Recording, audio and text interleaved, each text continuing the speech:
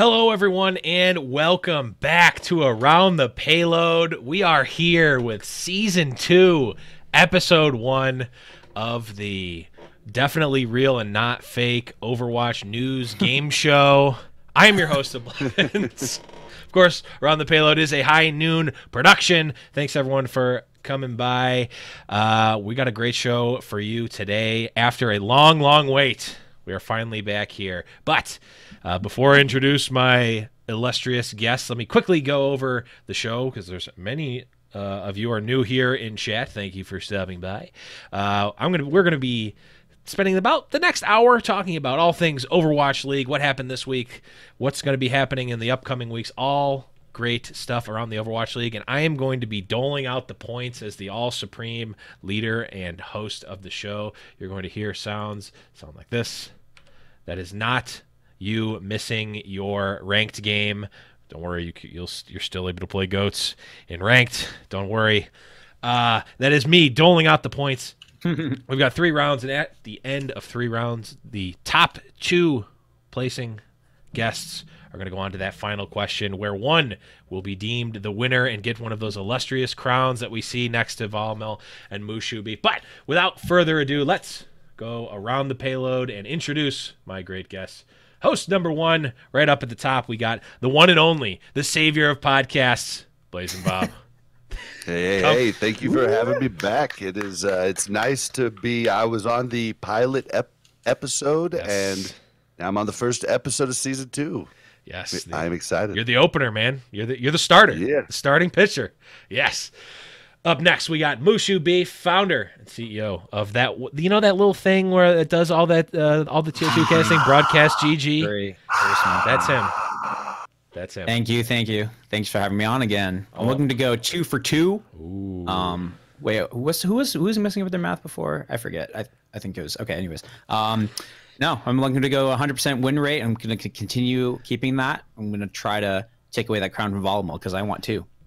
Well, just for reference, you don't steal crowns from people, but maybe that'll be a season 3 gimmick. Who knows? Up next, we have the one and only Monkey Prince. That's the guy who High Noon Podcast Discord. I'm sure if you're in that Discord, you know Monkey Prince. He's posting every bit of news. I think he's somehow posting news before it happens, but I cannot confirm or deny that. Monkey Prince, welcome back to the show. Thanks for having me. And last, certainly not least, the man who always comes in whenever I shine that illustrious bat signal above the city of Gotham of Overwatch League, the one and only Volamel. Hello. Thanks for having me. Thank you for being here. But let's jump in. We got a great amount to talk about, so let's jump right in to round number 1. Round 1. Capture the objective. A lot of stuff happened this week in Overwatch League, as we're going to be talking about. A lot of upsets, a lot of big performances, a lot of small performances as well. But Bob, we'll start it off with you. Real easy question here. What was the biggest surprise of the week for you? Well, I would have to say the biggest surprise of the week was just the fact that the expansion teams hit the ground running. I mean, they hit it hard and fast, as Brannigan would say, Brannigan's Law. But I did not expect, I believe it's like 6 of the top 8 teams are expansion teams, and I know Volamel knew this was going to happen, but I had no clue. But thinking about it back, I guess there's a lot of team footage of the old teams that the new teams could really ingest, and the only new team that really has like footage that would actually matter is Vancouver. Mm-hmm. But that was the biggest surprise for me. That and Torbjorn. Finally seeing a little bit of Torbjorn early, but I'm sure we're going to be talking about that as the show goes on. Mushu, you were there live at the Blizzard Arena. What was the biggest surprise for you? Biggest surprise for me. I was going to go along with what Bob said too. I think the new teams coming in hot, where it was really surprising. So especially my boys Toronto Oh, there. Oh, look man, at that. Like just that production trying line. to feed, get points, and it's Okay, working. no. So, sorry, I'm waiting all day. I even faked you guys. I was like, I know you. What's going on? We're literally talking about that just right before the show, and I was telling Blevins how to do The it. elaborate long control is definitely worth a couple of bonus points. So. Mushu. Oh man, dude, like I've been having anxiety, like having to hold that in. All right, but back to your question, I think the big surprises too. I mean, if I'm going to deviate from what Bob said, Boston. Of course, are we surprised that we're surprised? I think yes, but I think if next year we're surprised that we're surprised again, I think we shouldn't be surprised at that point. Fusion's coming in, and I think the Houston matchup was such a cool series because we didn't really know, like, I don't know. I still have questions for where Houston's at. I'm not convinced that they're actually as bad as some people think, because I saw Boston change over time. Was like they had clear mistakes that was happening with the team, especially with just how they were they're pulling themselves apart as a team and not working as a unit. But then by map 4 and 5, they really fixed that up, and that's why they won the series 3-2. So Boston within that realm of like expectations of the teams coming in here, Boston's definitely on the lower side, and I think they really proved us wrong.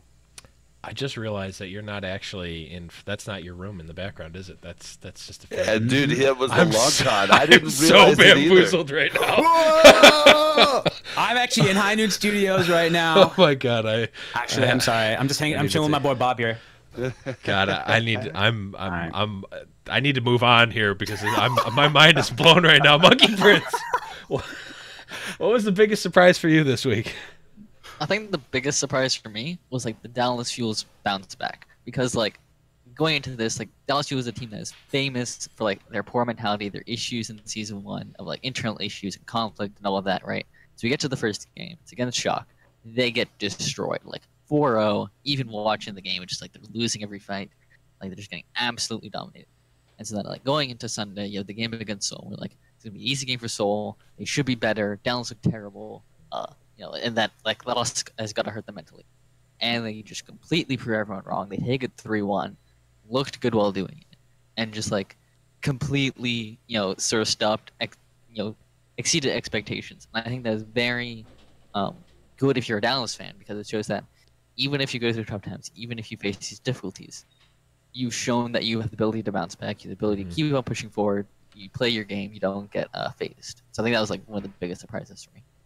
Yeah, Dallas not completely crumbling after getting demolished was certainly a surprise for me as well. Volamel, last words here. What was your biggest surprise for this opening week of Season 2?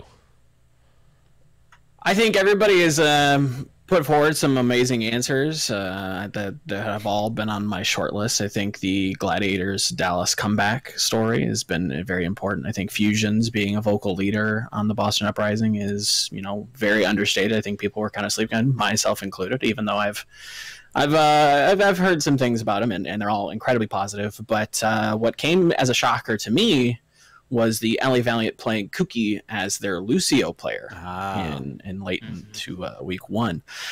They looked okay. I do think there is a lot of worry there for Valiant fans, especially for stage 1, if they're going to continue playing him and Kareev in this strange kind of flux, weird flex pick, where they're bopping them back and forth. Is Kareev going to stay on, DPS? Is he going to move to support? Is Kuki, where are we going to do with him? If he is kind of committed, if they are committed in putting him as a support player and making him the GOAT's caller, the GOAT's leader, I think they have a lot of room to grow into, and I think that they could reach new peaks. I think they actually could do very, very well just from, the one moment, the one time that we saw them play. But stage 1 is going to be a little bit of a work in progress for them. So definitely a surprise, and my biggest pick for the biggest surprise in week 1. All very good answers. I liked them all. I just need to stop. I just need to put my hand up and stop looking at Mushu's background because I'm getting bamboozled every time. Let's move on to question. I was seriously bamboozled for like a straight 30 minutes, thinking he was in front of his bed. My perfect bedroom. Yeah, like, man, straight from an IKEA magazine. Yeah, really? Oh my god, man. So good. All right, let's move on here to question number 2. Still in round 1. We'll start with you, Mushu. We talked about biggest surprises overall, but what about players, specific players here? Anyone really stick out in your mind for this week? This one's a tough one. No, it's okay. I'm not gonna talk too much on Fran. Just the fact that other than, you know what, I'm gonna kick it off because then I'm gonna make it harder for all y'alls to answer things. Bush is really like shooting the corners here. He's really playing cutthroat around the payload. I love it. So Fran coming in, still performing to what I still felt like was a very high level. I think some of his, I really wish that I would love to see more POV of his Tracer versus EQO Brig line, that matchup, because he, like, in one of those moments when it looked like Atlanta could have won, I saw that he was like the first person to get killed. So there's something there. But other than that, like, he was definitely not a weak point on this roster, right? And Atlanta in general looked really good. So I think Fran, with all the hype coming into it, and if you guys are in the arena, I hope you heard it on broadcast at home too. There was like, let's go, dude, like chants going on.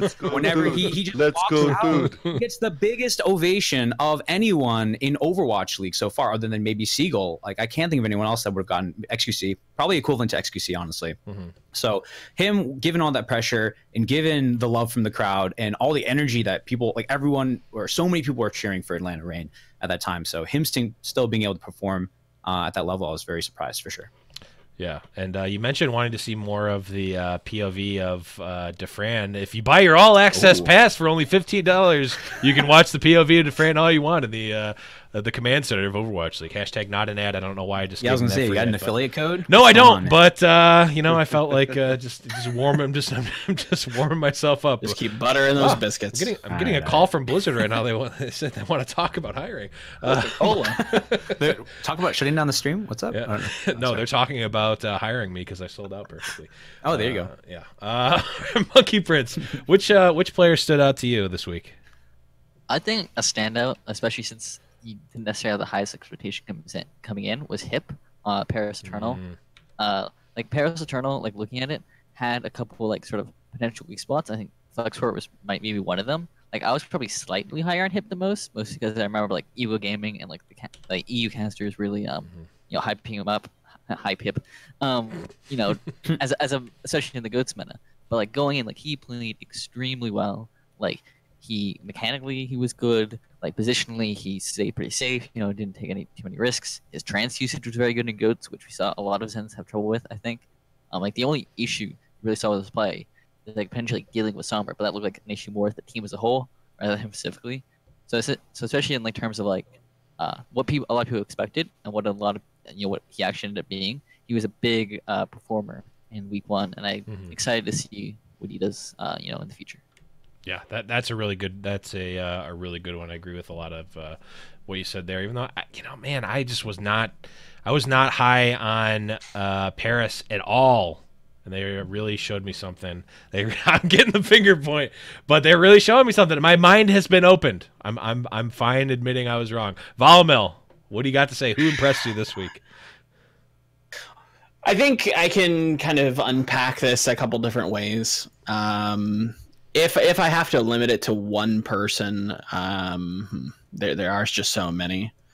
But I think, for the first half of the week, it was a lot of the flex tanks showing the versatility that we have been kind of seeing on the outskirts of, the postseason, how important it is for these Diva players to be able to play other things, how important it is that they can play the Zarya, how is important that they can play the Sombra, the Tracer, all these other flex picks. We saw that in the beginning of the week. Towards the end of the week, it was very much a Lucio-centric game. You saw Lucio's really pairing well with their team, doing Yiska calls it the Batman, where he swoops in and boops people upwards, and they look for some sort of play off of that, specifically with the Rhine and the Brig. But if I had to name just one person, I think Architect, throughout my time watching him, has always just consistently surprised me. He started off as probably within the top 3 Genjis in the world, arguably, within that realm, with Who Are You and Haksal. Then he moved to the Overwatch League and proved that he can play very aim-dominant heroes. A lot of that hit scan potential, with McCree and Widowmaker. He can play those to a high degree. And now he's proven that he can play support at a decent level. I don't know what this kid can't do. Chef Heidi, you better watch out. Architect cooking stream I incoming. wouldn't be surprised. At this point, I wouldn't be shocked if he's actually a PhD in theoretical physics and has a painting background. Shocked. Man, that would be You like that? that would be crazy. Bob, last one here. Who stood out to you this week? Well, I could go for the easy answers and be like, oh, Sinatra, Dante, like, you know, they killed it on I just blanked on Zarya? Zarya's name. Yeah, thank you. But like, I'm actually gonna go with Aim God. In a week that Jonak did look like Jonak, Aim God looked like Jonak, and I mean was 1v1ing a lot of people in a lot of different instances. I mean, the guy really came through and really looks like he understands how to play with the GOATS meta, whereas Jonak looked like he was a little out of sorts. So I'm gonna have to go with Aim God, and I think that's a big reason, along with Fusions, why Boston had a lot of success this first week. Yeah, man, Aim God was actually was kind of my secret pick for this category because he basically single-handedly won my fantasy round this week. I know, Like, dude. my He's God. popping off, man. He popped off. Him and Aid, man, Aid out of nowhere. My like troll pick just came out of nowhere. Love it. All right, let's move on to this last question in round number 1. A lot of expectations for Overwatch League this year. A lot of new money put in, obviously with the new teams, all this expectation, infrastructure, all that good stuff. Real general question here. Take it how you will, but we'll start with you, Monkey Prince. What does Overwatch League need to accomplish this year? I think Overwatch League needs to make us confident in their goal. By that I mean the regionality, the home arenas, like that whole idea. By confident I mean like that the audience needs to believe in it, the investors need to believe in it, like everyone has to buy into that system. And so like this season we're having the home weekends. So you have Dallas, Atlanta, and Valiant are each hosting their own weekend in their own arena. And so that'll be like the big test of like how many fans are going to show up, how good is the production now that they have to move to a different arena, how do the players handle being in a different area, right? And they have to show like this is just a tiny bit of what we imagine it's going to be, in season 3, right? It's only like 3 weekends, like over 3 stages, where we imagine in season 3 it's going to be much grander scale. So like if they have to pull this off in order to give us confidence, because if they don't, then like how are they going to succeed with the bigger scale? So I think there's going to be a lot of eyes on those home weekends, and I think they have succeeded those. Really good point there. Valmel, what do you think? What does Overwatch League need to accomplish in this second season? So I do want to kind of highlight what Monkey Prince said, because I think it's something that not a lot of people are really focused on. I think we're all caught up in the season 2 hype train, and Frey's here, and there's Torb, and Symmetra was picked, all 29 heroes, baby. It's very, very interesting, but this is where Overwatch League really gets it right. Yes, I do think that the home games are the most vital thing, but I think there's a couple different ways that Overwatch League can kind of increase interest, and we'll get into this in a later question. Spoilers for all you audio listeners. We'll dive a little bit further into this, but I think interest is variable, right? It's on a spectrum, and viewers don't know exactly what they want. But what we've seen throughout traditional sports, what we've seen throughout, eons and eons and ages of just content throughout the years is drama. We need to create hype. We need to create a reason for these people to come back and want to spend money and want to, celebrate the Houston Outlaws players because they're so fun and entertaining. There's a reason why they've been they are so beloved, and Dallas are so beloved, and the Spark are becoming one of those beloved teams, and the Dragons. We need that to be a league thing. We need that to be the reason why people come back. We need to create the drama. So every stage playoffs, I want like big hype videos. I want like the stories and the drama, very similar to, all the Dallas Fuel fans out there. Some of what the Dallas Fuel made, having these kind of a little bit manufactured interviews with players, a little scripted, but those are put behind some very, scenery, very, photogenic kind of poses and walkthroughs, like just increasing the level of hype, getting people excited for these important moments, I think is going to be what Owl needs to accomplish this season in particular, creating that hype. Definitely agree with you there. Bob, what do you think? What does Owl need to be successful for this season? I don't know. I think you set this up on purpose. I go after Volleybell, and his shirt just like keeps like changing, and like it's like one of those things where you turn it at different lights and it does different things, but it's definitely throwing me off. No, I'm gonna have to say that I mean my answer was also going to be the home games are key, and they are going to have to pop off. But I will take a different answer because that answer has already been just completely killed. So I will go with what Overwatch League needs to do this year is they need to get people who don't play Overwatch to watch Overwatch League. That will be huge. Once that starts to happen, then all of a sudden it goes from this big e-sport to a global phenomenon, and that's what we need. I think they're on the right path with having it on TV, but I think that's what we need the most. We need to get commercials out during different things that might be kind of similar to an e-sport. We need to get the word about the league out, and that's what I think is the second most important thing that we need to do this year. Definitely a really good answer there. Mushu, last words here. What does Owl need to do this with? Yeah, Owl. They need to. I was wondering what you were gonna do this time. I want to. I mean, I think the sponsorships. It's. If we're going to be real, I'll leave that up. Why not? I was thinking about this as I was searching for an image to find. I was like, yeah, I mean, they're getting legit sponsors that everyone would have heard of, right? And so this is something they've already done. So I'll spend only a tiny bit of time on it.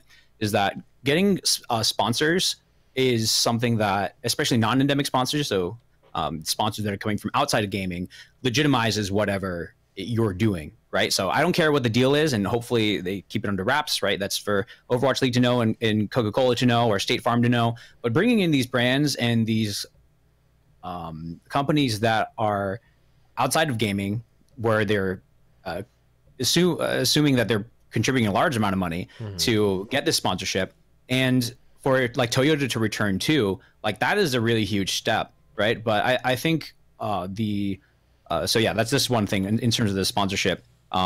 So I like what Monkey Prince and Volmel talked about too, is where we talked about the home games. And then I think going into what Bob was talking about was the getting people to watch it. So I think I want to go a bit more onto that point. This is my real answer. Now that I've milked out all the other pander points for my change in background, is that for audio listeners, I have Coca-Cola behind me. There's this image of Coca-Cola, 2 liters, just going off into the distance. Is for that TV audience, I think the viewability of the game needs to be improved. As someone who has watched thousands of hours of Overwatch and tried to do production for this game, it continues to be a game that is still difficult to watch, right? So I want to see huge steps in not only getting the broadcast from a run of show standpoint, like you get a minute and a half of commercials here, you get a 3-minute commercial over there, right? And making it ready for TV. What actually you see on TV and for what people are watching, it needs to be easier to watch. And so I think it comes down to the observing, it comes down to the education videos, it comes down to the line of scrimmage, right? Like the yellow box, is it that clear? Like we get it, but how do we make it so that the visual tools are there to where someone could watch it and be like, all right, I pretty much know what's going on, and the commentary on top of that, like, all right, got it, I'm golden.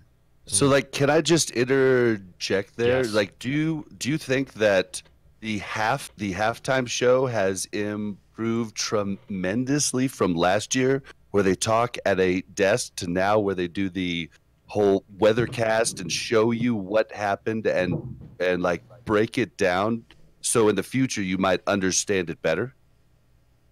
I think those are designed to be entertaining and to educate. Entertain first and educate second, which is exactly what I think they need to do. So it's a format that can open up into lots of opportunities later on. Yeah, and a quick point on those. Like, I think even if maybe, depending on what they're going for, maybe those segments do work out better or don't work out better. I'm just glad that they're trying new things. Like, get it out there, throw some spaghetti Yeah, I at the thought wall. they were great. I thought they were definite improvement from what we had last year. For sure, yeah, definitely liked the upped production for this season so far. But that's going to be the end of round number 1. Let's recap the scores before we move on. We've got a close one here. We've actually got two-way ties. We've got Volmel and Monkey Prince with 24 points. We've got actually a 3-way tie. We've got Volmel, Monkey Prince, and Bob with 24 points, and Mushu just a slightly above with 26 points. It's still, it's a close one, as I like to say. Hey, I don't appreciate this patronizing. We actually, Mushu's actually only at 25 points. Sorry, it's even closer now. Actually, you know what? It's a 4-way tie for first. Everyone's got 24 points. Oh yeah. So it's still anyone's game. It's like this first round didn't happen. Let's move on to round number 2. I'm gonna lay on my bed back there. And I'm gonna take points away from the sound guy. There we go. All right. Okay, so we saw the schedule for the Overwatch League go from a grind of 40 games down to 28 for each team.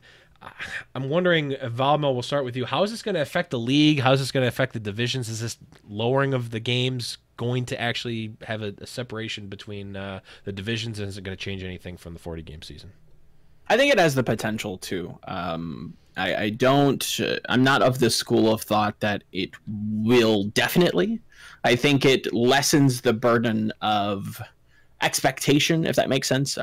For 40 games, you're expected to show up and practice for all 40 games and try to prepare for all 40 games, which is kind of unreasonable. But for 28 games, you can still put in the same amount of work. It's just down to the team. Now they have the choice of whether or not they want to do that.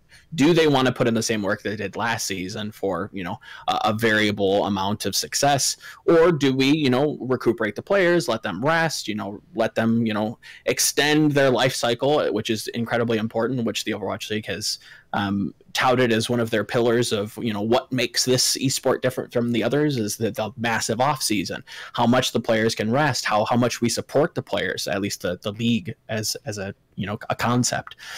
So yeah, I do think there's going to be changes in terms of, how consistent teams are, how consistent they can be. But I don't think it's a definite change. I think it's completely down to the teams and how they view practice and all that jazz. So definite no, possibility yes. Gotcha. Bob, what do you think? Is this shift from 40 down to 28 games going to be a big factor for these teams? I think this, along with the longer breaks, is going to go leaps and bounds for the mental health of the players. The first season was tough on the majority of them. Not even just players. Casters got tired out. Everybody got burnt out. It was just too much. And I think it's going to help. But one thing we do have to think about is getting in a rut. It's going to be a lot harder to get out of that rut. But at the same time, no one's going to be able to get so far ahead that they sandbag in stage 4. So that's good news for you, Blevins. That's good news for you. You turned it back. You turned it back around. I was going to start. Sandbagging might be the new Defran or XQC word for this one, but we'll let it pass for now. Well, I mean, Ark kind of admitted to it to Monte Cristo. Yeah, so and guess what? Ark didn't play last week, so shame on him. Yeah, maybe that was the reason. Yeah, I called up the Wilpons and was like, your mouth shut. "Don't let him play." I've been puppet mastering this whole thing the whole time. But yeah, it's gonna be good. It's gonna be good for everyone. It's gonna be a good thing, even for fans that used to have to catch 2 games a week. People are busy. Like, maybe fans will be able to catch every game now because there's more breaks. There's 1 game a week. Makes it more exciting. I think it's a good thing. definitely.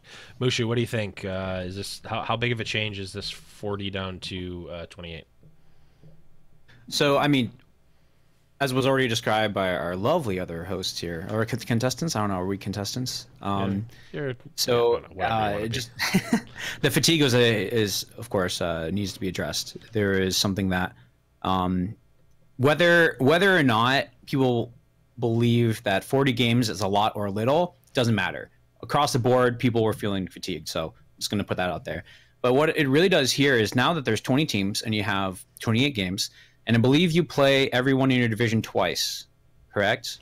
I think that's how the schedule. So, yeah. I So, believe it is, so and this is now we're making divisions really matter here, right? That's one thing, is that you got to win you would like to win both games, but at the very least, we're creating the storyline now that they have redemption, or are they going to end up in a tie for the head to head. But strength of schedule is my real answer here, is of how it changes it.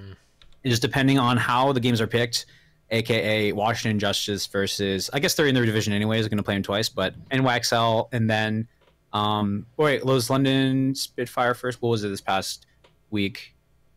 Okay, NYXL Washington, first. Yeah, NYXL played against Washington and next Boston. week. And then next week it's going to be Spitfire. Yeah. Right. And yikes, that's going to be rough. I mean, all things considered, it's actually probably a good way to start your season, so you get exposed to all your problems very quickly. But that's going to be a huge factor. Strength of schedule. Definitely. Monkey Prince, last word here. How is the change in schedule going to affect these Overwatch League teams? Well, what you also have to remember is that while we are decreasing the games each team plays from 40 to 28, we also have more teams, obviously, so we have now 20 teams, which means that the total number of games has increased. And so what I think that means is that it might change how sort of viewers interact with the Overwatch League. Because obviously now it's much less likely that you're going to be watching a higher percentage of the game, just because there's more footage to watch. People have other things to do, and so you're just gonna have people watching less games. But what it does do is increases the importance of each individual game for each team. So obviously, what that means is that especially you said cross division, you're only facing them once. That game could be pretty massive in terms of your end-of-season standings. And so now, each game is not they have to beat them because this is their only opportunity to. And then or also it can depend on when you face them, because right now, London, I won't say they're not good, but they're definitely not the London of old, right? They're sort of middling maybe. But if you're to face London now, that might be pretty good because you might be able to do better against them. But if you face them, let's say stage 4, and all of a sudden we're in Dive, Tracer, Genji, their bread and butter, then that's a massive disadvantage. So depending on when teams face each other and or who they face twice in a week, or whether they had an off week beforehand, could really affect how these matchups play out and affect people's seasons.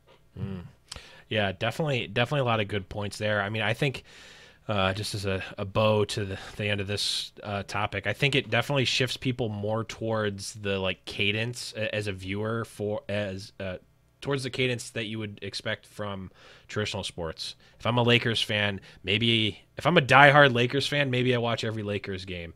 Unless I'm a complete degenerate, or I'm getting paid to watch the games, no one is watching every single NBA game. It just doesn't make sense. And I think there's obviously fewer Overwatch League games in a season, but it's kind of ridiculous to expect to have the expectation that someone is going to watch every single sporting match in a season, unless you're degenerates like us who cover it. But for the average viewer, I think it's gonna make each of their team's games more impactful, and therefore, like you said, more important for them. But let's move on here. We talked about it a little bit, but Coke signed obviously as an exclusive soft drink of the league. We also saw some other sponsors. We saw some sponsors come back. Bob, we'll start with you. How are these types of sponsorships going to help? These obviously endemic ones that don't have anything necessarily to do with Overwatch League or esports. How are these big sponsors going to affect the league moving forward? This is actually one that I would have loved to have gone last on, because I think no one else is thinking about this and expects y'all to be honest. And I say, well, Bob's point was my point. So it's all. I mean, it's good across the board, branding, marketing, everything else. But what we need to think about is we need home arenas, and what do arenas in sports do? We have the Kansas City Sprint Center, right? We have all these different branded home arenas. Now, these different sponsors could help fund the arenas that all these teams need, and that's what I think we need to be looking for going into year 3 is getting help creating the arenas for owners. That is a really good point. Mushu, I know you talked to me before the show. You said you had that same exact point as Bob, but what do you? Oh, shut up!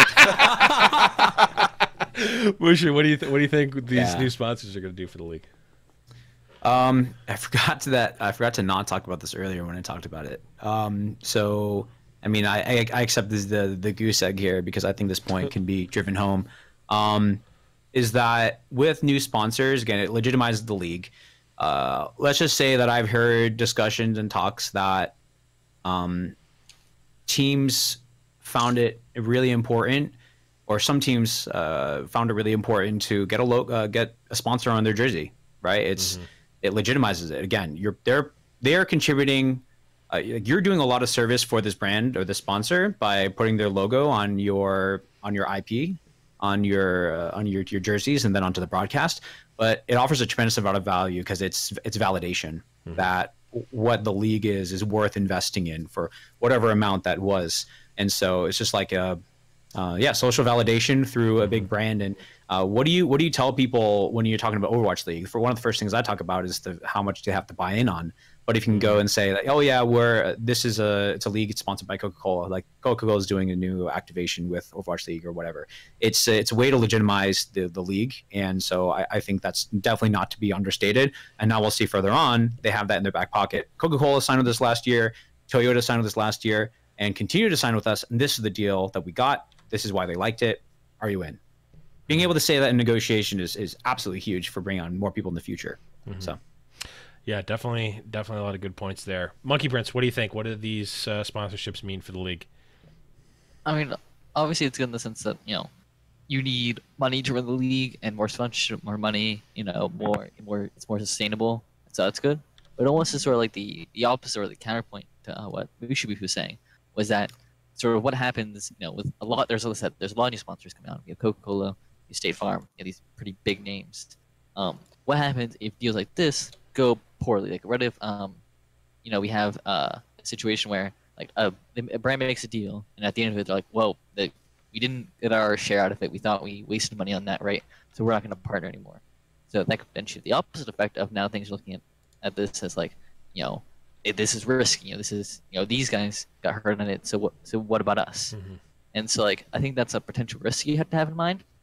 And so I think it's obviously up to Overwatch League sales team to sort of make sure, like, when they're selling, the brand to, Overwatch League to these investors, that they're being honest, that they're saying, like, selling them on what it actually is, rather than some sort of, like, dream or some sort of, like, fantasy. And, like, because it might benefit them in the short term, but you potentially have these negative long-term effects where, if companies get screwed, it's going to be a warning to other companies. True. And I can tell someone just watched the Fire Festival documentary on Netflix and also Hulu. Check it out. No, I don't know. Why am I doing these random ads? Sponsored by everybody. Yeah, sponsored by G Fuel. Sponsored by G Fuel and Netflix and Blizzard. I'm the Blevins. My body is actually branded now. The official sponsor of Blevins. Follow the last words here on the sponsorships. How are they going to affect the Overwatch League moving forward? Before I become the ultimate villain of this podcast, I will say, Bob, you had a fantastic answer. I actually did not think of that, and I think that's actually very, very important. Snaps. Do I think there is a level of social influence that is needed? Yes. But I'm kind of tired of this legitimacy claim that we just need to be legitimate. It gets tiresome. I think that Coke is cool. Like, yeah, having more money to throw at Owl is really cool. But again, to Monkey Prince's point, what are we going to do with it? what exactly is Coca-Cola getting out of this? For instance, right? Let's talk about a deal going bad. Let's talk about Facebook, trying to stream and getting into the streaming business. Now you've kind of burned a lot of people's, habits, and that deal seems to be going okay for them. Like they're re-signing with ESL, but what happens when a deal goes poorly? What happens when the deal is mishandled? That's my big worry. And I think that, having more sponsors and having that social influence is very important. That influence, I've had to explain the Overwatch League to many different people. Mm-hmm. I just got back from a trip. I had to explain it to 3 elderly white women. It helped that things were noticeable. And yes, there is social influence there, but I think it's massively overblown. I think that we need to focus on the not the inclusivity, but the outreach is very important. Mm-hmm. But building things for the fans and building things for people that we have right now is also incredibly important as well. So while I think the owl is leaning a little bit one way, I think that balance out a little bit more. Again, Coke is very it's an incredible sponsorship, but there are a lot of counterpoints. How do we handle this? What do we do with it? And that needs to be addressed. Mm-hmm. Yeah, I agree, man. You guys all had really great points. Except, Mushu stole his own point, which hamstringed him there. But one thing I've been saying about sponsors, I'm generally like, man, I hate the whole idea of it, even though I'm literally selling out on this podcast myself. But I just I get Coca-Cola, I get Sour Patch Kids, I get pretty much every sponsor that's been brought on so far. Mostly, there might be a couple ones that I can't think of right now but what I don't want to see is like Pepperidge Farms, the official strained beat of the Overwatch League. It's like, oh well, they got $1 million. How far away are we from that, though? Exactly, that's what I'm saying. Like Sour Patch Kids, but Sour Patch Kids are at least in the same demographic. Kind of. So Coke wins out because Coke is sold now everywhere every Blizzard's doing anything. 100%. Yeah, I agree with you. And will also be sold at the games too, which makes sense. But I'm just weary about the world where it's the official insole of the Overwatch League. It's like, oh, okay. Also, I would like to note for those of you who want to go back, we do have the clip where Volmill says Coke is cool. That is a clip that it now exists on the internet and is recorded. So moving on, last question here in round number 2. There was a lot of different reports. I saw a number of different reports of some different numbers for viewership. I won't go into specifics because we had a little discussion beforehand that maybe some of these are off, but basically we saw a lower number of peak concurrent viewers for the first week of Overwatch League. I think the average viewers overall was higher or around the same as we ended up seeing. But nonetheless, not a huge jump up, which I think many people expected. Also, not a huge downfall either, which I think some other people may have expected. But Musha, we'll start with you first. With all this, with new expansion teams, a bunch of new money from new sponsorships being entered and injected into the league, what are these numbers for good, bad, or whatever, really not changing that much? What does that mean, for Overwatch and its future?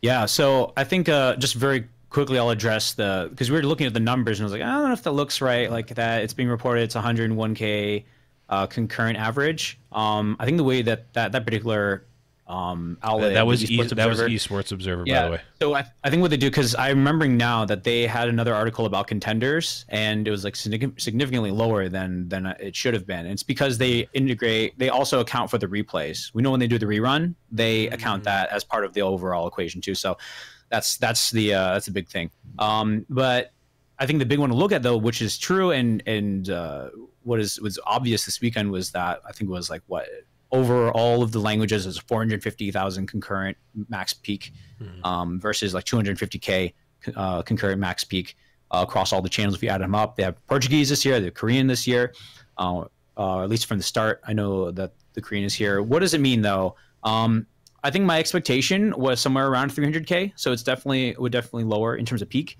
than I thought it would be. But honestly, all it really tells us is I think the major thing here is that the 450K beginning of last season was an anomaly, right? Over so much hype and wind up about the Overwatch League. That was, I think, a year and a half from the opening day, back from when it was announced. It might have even been 2 years. If I'm trying to think, when was like Overwatch League announced? It was at least a year and a half. 2016. 16. No, was it 16? Yeah, 2016. Yeah, BlizzCon 2016. Wow, so it's been 2 years. 2016. So you just picture that whole windup, right? And then this is the first franchise league. This is the first, they're first to all these things. And so 450K was, again, across like Twitch, MLG, in terms of streaming platforms, excluding China, because those numbers can get hairy. And I guess for this one, what it just means for me is that there's not a significant drop off of viewership. And what needs to happen now at this point with all the new money, right? They're starting off from a decent spot, right, in terms of viewership. But then how do we bring in new viewers? And so I want to see that money being used for, this is stuff we've talked about before, content that will bring people in, a hype going into each stage playoff, right? I think that was a really awesome point that Valmo brought up earlier. We just needed to see adjustments to make it more viewer friendly for a general audience, and then marketing to get to that general audience. Yeah, definitely a lot of good points there, man. It's tough. It's tough to come back from, or not come back from. It's tough to live that reality of like, hey, we didn't get the gigantic spike that we got from waiting for 2 years. But I think your points are definitely pointing into the level-headed people looking at the numbers are definitely going to prevail here.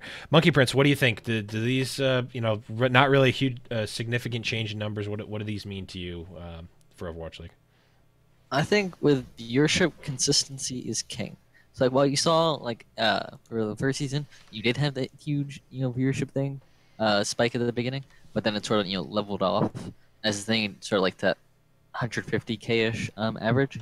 And so like I think if we see a similar drop off, then we could be in trouble.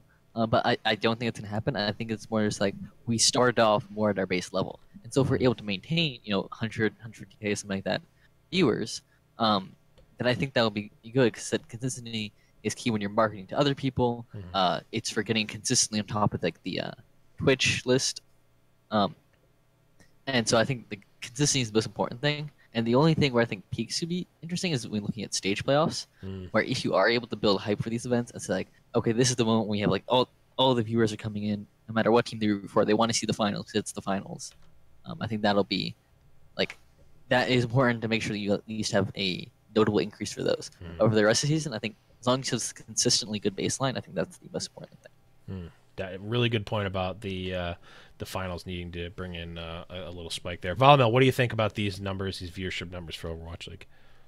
I do think that this is more attuned to what we should be expecting. I think, to Mushi's point, the season 1 opener, when we peaked at these crazy high numbers that nobody could have expected, I think it makes sense in hindsight. Obviously, I think we all approach this with cautious optimism, and we wanted to be very bearish and bullish, and we wanted to be super excited, wherever the term is. I don't know investment. I'm not a business guy. I watch Overwatch. What can I say? We wanted it to be so cool. I don't think anybody expected it to be that cool, right? That big, that many people watching across the world.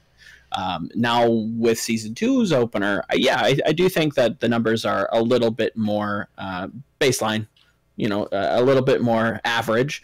But how do we get the interest? Again, this goes back to an earlier question where I kind of hinted at exactly what I wanted to get into. 2 things I want to talk about from the topics or the answers that some of my fellow co-hosts had brought up. Why was the peak lower? We have to talk about that massive off season.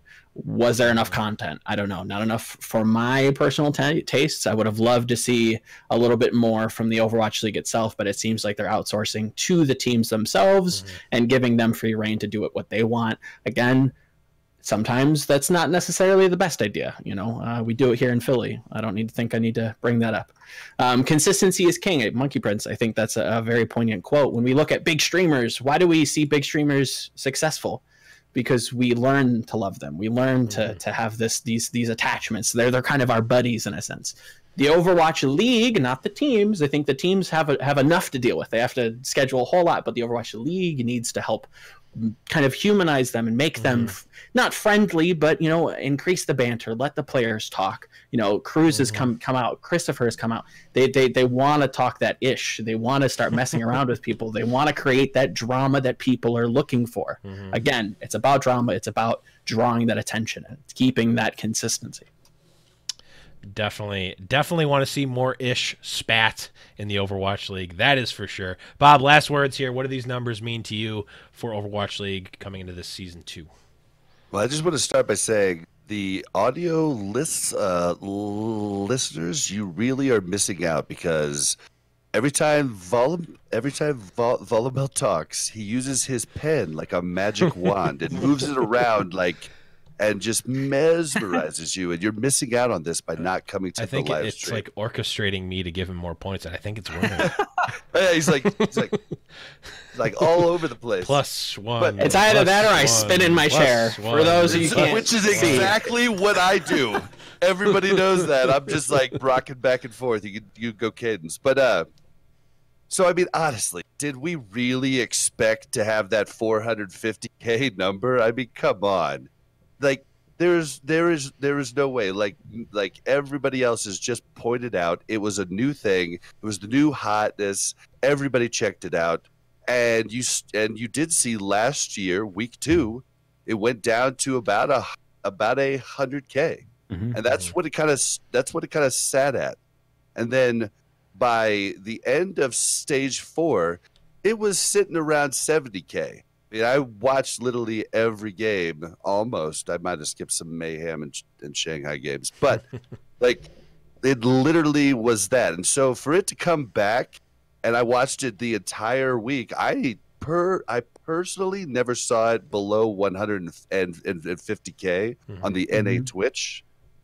But for it to come back and have 200 to 150K watching on NA Twitch when there's different stuff on TV and everything else. I mean, I think it's a win. What we're going to have to worry about is next week.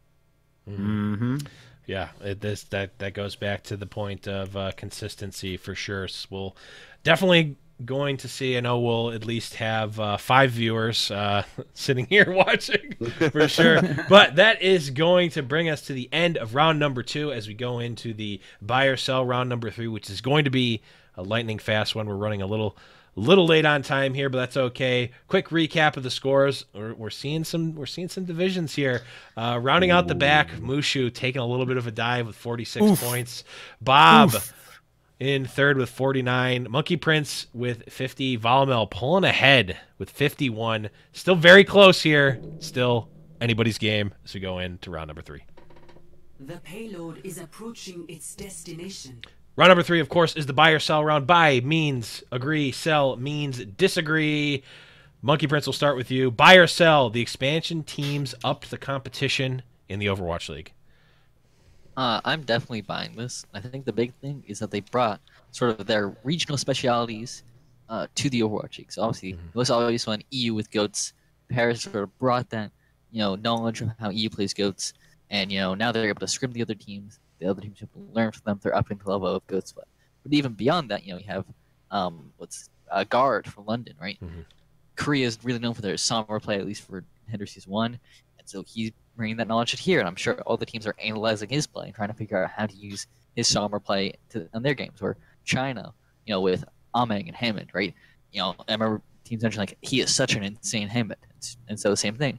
All the teams are analyzing him, trying to figure out what does he do, where does he swing, where does he slam, and by having all these different regions with all the different specialities and be able to combine them, you get all sort of the best of all worlds, and all the teams learning from each other.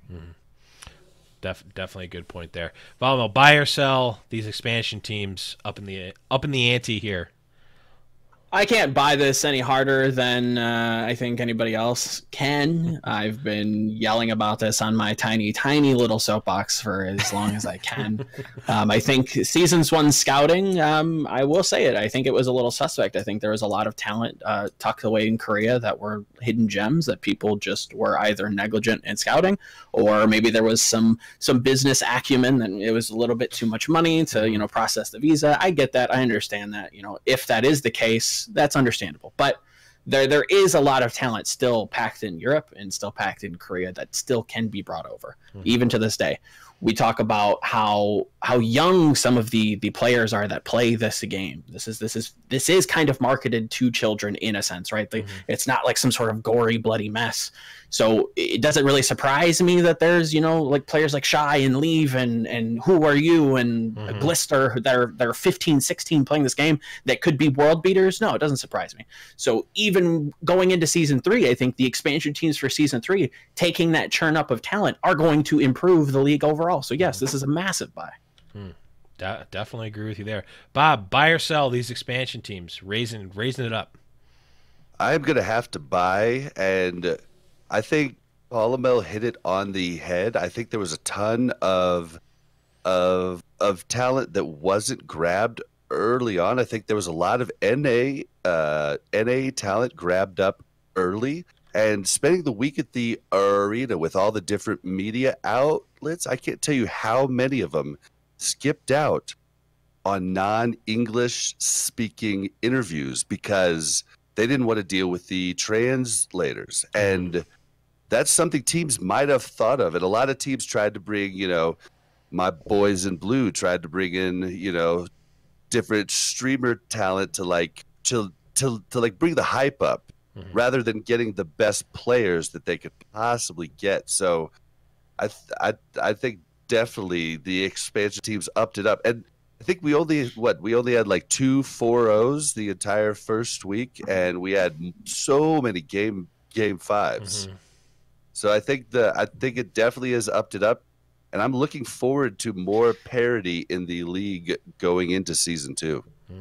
Definitely. Mushu, last words here. Expansion teams, buy or sell the increase in competition here?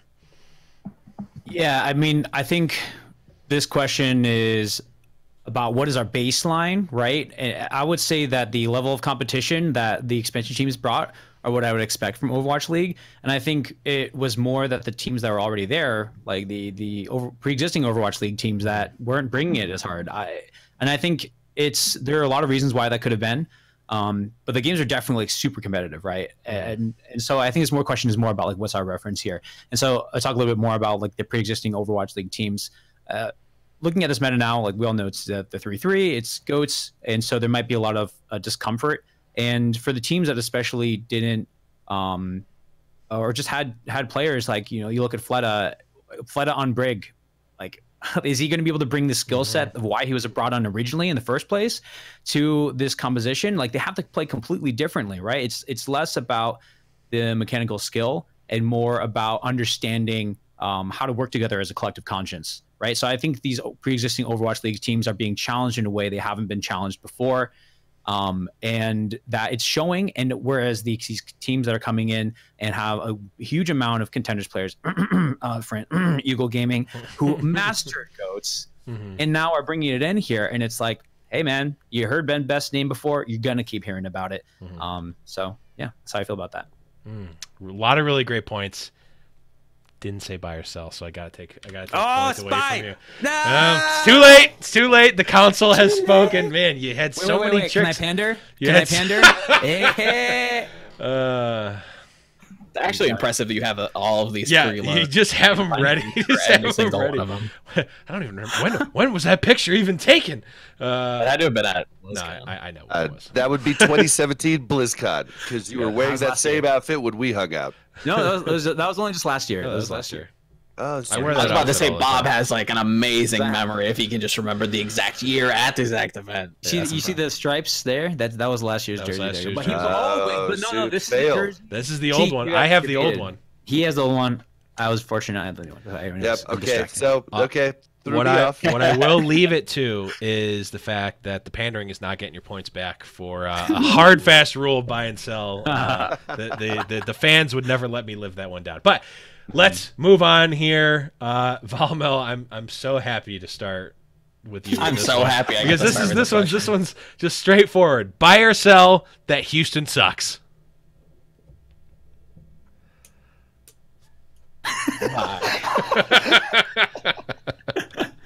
I really don't want to kick a dead horse. You know what I mean? Like I don't want a dog pile. Houston's in the news. I don't think they're capable on this meta.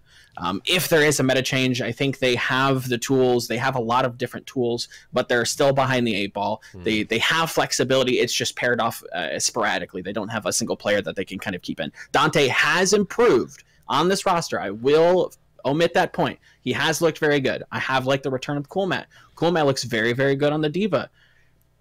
Everybody else, though, Goats is just not your thing. I'm sorry. Houston later on in the season could be very good. As of right now, not so much.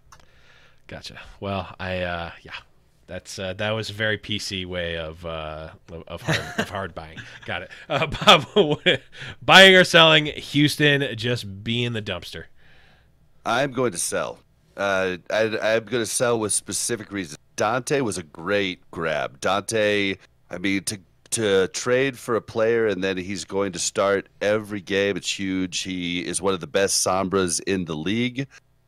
But you have to play Jake. Jake can play Sombra, guys. Just because he can't, or it's not Sombra, Brig. Just because he can't play Tracer, he can play. He can play Brig. He's won every match that he has been in so far, week 1, and if you watch him, he's talking the entire time. Yes. So why take the captain out? I say I will sell as long as you play Jake. And also selling because your wife will run in the room and smack you if you didn't. But oh no! I'd never give up. In fact, if she was on the show, I probably would have bought. Love it. Mushu, buy or sell? Make sure you pick one. I'll give you that reminder here. All right. Houston sucks. Thank you for that. Thank you for that. I'm gonna say I want to be spicy, but I'm gonna sell. I'm gonna sell this because I think what I saw out of Houston this first time. Yes, we know that they're not accompanying goats. I saw a little residual effects of I don't know, Muma just going in kind of crazy on his own. Like, where's the communication is so much more important here, right? On it's because they won't let him play some Metra. Yeah, I guess maybe that's when you're right, you're right, Bob. When you're right, you're right. Yeah, Bob. Yeah. I mean, give him the points. There's a point there for Bob. Bob takes my points here. So I mean, what I want to see out of Houston is they need to fix a lot, right? And I think it's within their ability to. One thing I'm really worried about with regards to Jake, right? You have one vocal leader. It's actually everyone always says like, oh, it's really good to have a vocal leader. They'll in-game call, right? But how much having only one person calling can be really detrimental too. And I wonder if Houston is struggling with that. You only have even when Jake is in, having only one vocal leader who has 1/6 of the vision of the entire team, that can be a problem here. And I look at the rest of that squad. I don't think they suck because we're gonna have to see if someone step up. Like I'm looking at can Rocka's call, right? I don't know. Honestly, I think that's like where I'd be looking at next is the flex support. So that would be on Rockus or maybe on Bonnie, but. They need to fix their communication, and that's the thing that scares me most is that maybe it is that they've been relying on one vocal leader to make those calls, or Muma just like straight up carrying, right, commanding the lead from the front line. So that's what I'm looking at. Yeah, but I mean it's not just that. I mean Jake's giving everybody high high fives when they win. He's energy, you know what I mean? And everybody seems to talk more when Jake's there too. True. A lot of good points. We do have to rush through this real quick. But Monkey Prince, what do you think? Buy or sell? Houston sucks. I'm gonna buy, and I think is that they suck in a very, I'll say, unique way. Because I don't think it's really about their mechanical skill. They're not like top 5 mechanical skill, right? They're not like gods, but they're not as bad as this makes them seem. Or like Synergy, they play pretty well together. Like especially in, like the Hammond comps and like the anti-goats comp, they look pretty good on those comps. It's just that they just like throw sometimes. Like they choose Reaper. They just like they stay in the composition no matter what. You know, they use ultimates weirdly. It's just like they make all these dumb decisions, and like I just don't get what they're doing. I don't know if it's a coaching thing, or whether some individual on the roster just stresses out, or whether it's them as a whole don't do well. But like there's something off about the roster, and it's very hard to pick apart what it is. So I know you're in a rush, Blevins, but Linkser actually told us that he was the one that made the call on the Reaper's switch, and he felt horrible about it. But that was just some insider information I thought I'd throw in. I also talked about there's a world where like a couple of small things change and Linkser actually pops off with Reaper and everyone starts running Reaper on that point like to break that defense. But you know it's whatever. I mean, I didn't say it was this world. I said that there is a world. But let's move on here. Cutting a couple questions here for time, but we are going to move on to everyone's favorite part. That, of course, is the very last question, which is the meme question. And we're going to start it off with you, Bob. Buy or sell Monte Cristo's mustache? Buy, triple buy. It's I almost dropped it. It is badass. I did not pull a taco. I just left it. Effing taco. Yep. Yeah, I almost said it. But yeah, it is great, and I don't think that any other casters could pull it off. Monty pulls it off though. I could see Uber with a mustache, but neither here nor there. No, please don't. No. Uber, if you're listening, please grow it out. Mushu, what do you say? Buy or sell Monty's mustache? I mean, I loved it. But it's gone now. It's in the trash, or it's in the rubbish, or it's in the bin. Yeah, it's in the bin. 100% buy. I think it was. I wonder how much Monty actually liked it, or how much he did it because he wanted people to be mad at him. He wanted to torment Susie. Probably. Definitely. Monkey Prince, buy or sell the illustrious Monte Cristo mustache? I'm gonna sell. It's just like, I don't know. It's just like whenever you go to the broadcast, you know, maybe you just like there was another cast pair, and then all of a sudden you see Monty, and all of a sudden it appears, and you're like, oh, like just completely throws you off, and it's like, you know, takes you out of the second. It's like, oh wait, I forgot he had a mustache. And to be fair, like by the end of the week, I was like, I remember this. I'm sure when I go back to the broadcast now, it's gonna be like, wait, he doesn't have a mustache. He looks so weird now because we've been seeing it for the past month. So the hot take with the sell. Volamel, last words here: buying or selling that sweet Monte Cristo mustache? So I followed Monty's career for quite a bit now. You know, back when he blew the train whistles for the Korean hype train in League of Legends, seeing this fuzzy caterpillar on his face and him transforming into the country music star known only as Garth Cristo. I'm not sure. I'm not sure how I feel about Garth Cristo. I'm gonna sell Garth Cristo. You guys can have my box tickets. I will not be there every event. The country music star, formerly known as Monte Cristo, will be replaced by Garth Cristo from now. Love it. Oh man, a lot of hot takes on the mustache here. I thought it was gonna be easy buys all the way around, so I love it. But that is going to bring us to the end of round number 3. Right before we go into that final question, quick recap here. We're going to have to let 2 of you go and not advance to the final stage. Unfortunately, despite a strong start, Mushu 4th place with 66 points. We are Bob taking his own personal win at 3rd place with 68 points. But that means Volamil and Monkey Prince are into the final round with 69 points as we move into that last question here. Of course, this question does not have points.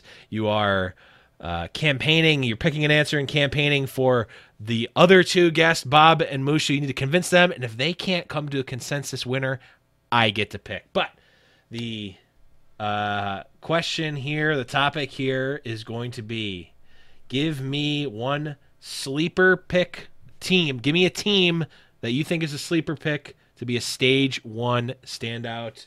The coin flip here is. Can I just volunteer Monkey to go first? No, you can't. The coin flip here is going to be.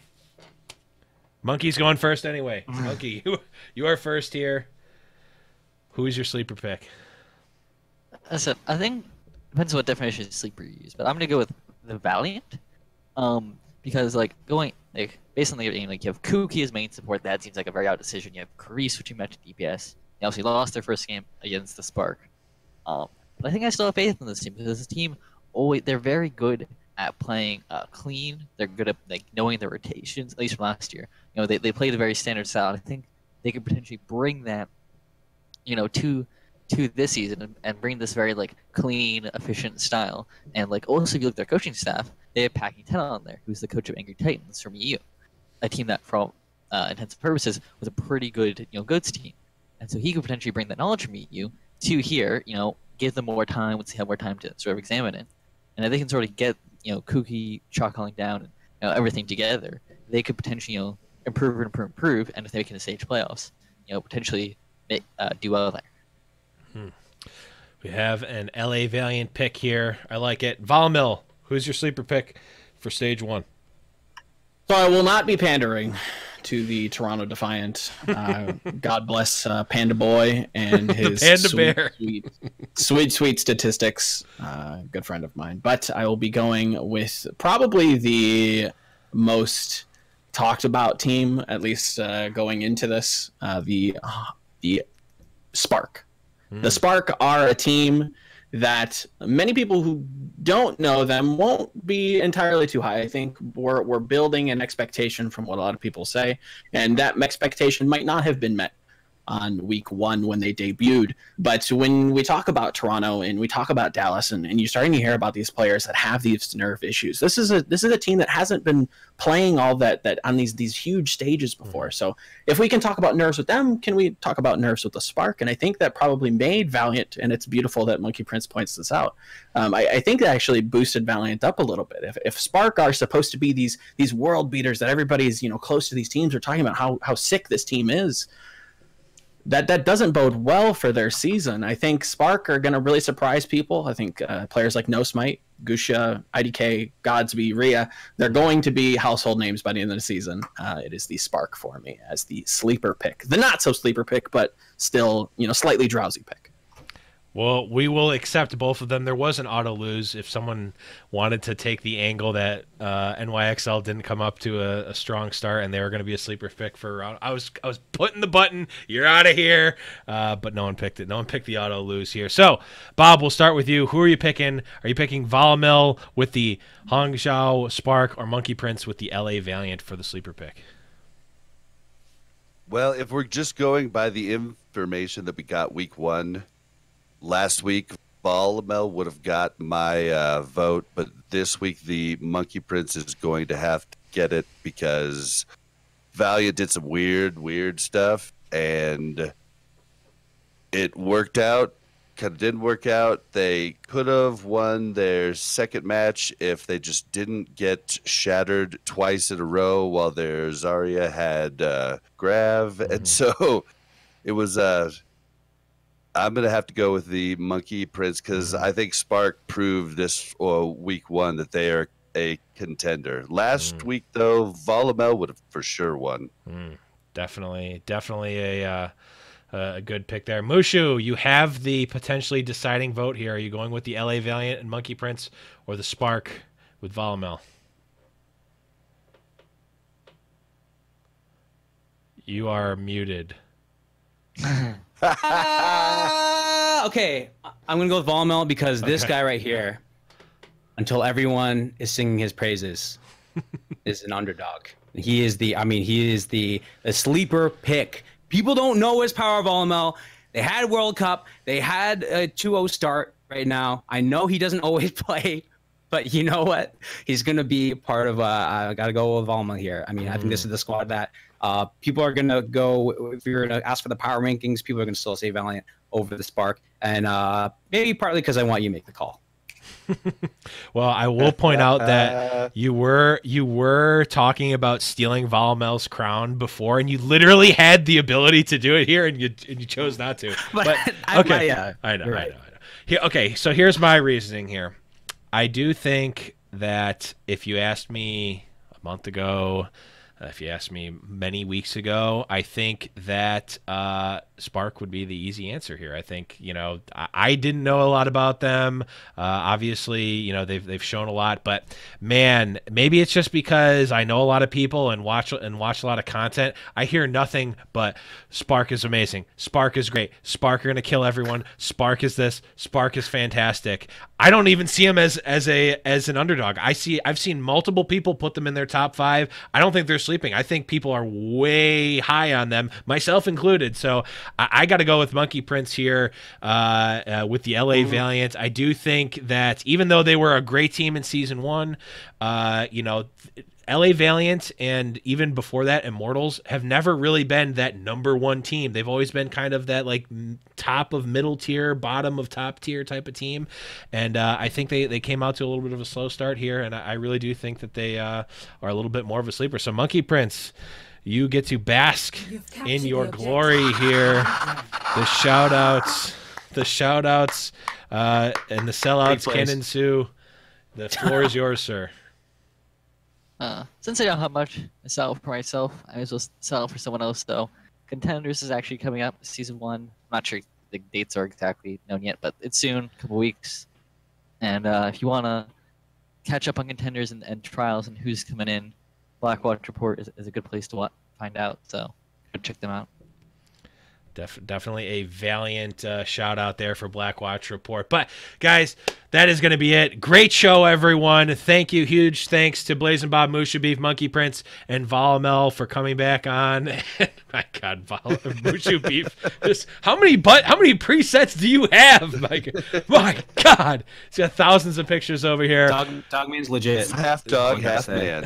Oh God. Yeah. So good. But thank you everyone for listening. Thanks everyone in the chat. Thank you to all the podcast listeners. I'm going to have the socials for everyone in the description below. Make sure you go follow all these people. And guys, we will catch you next time around the payload. Bye.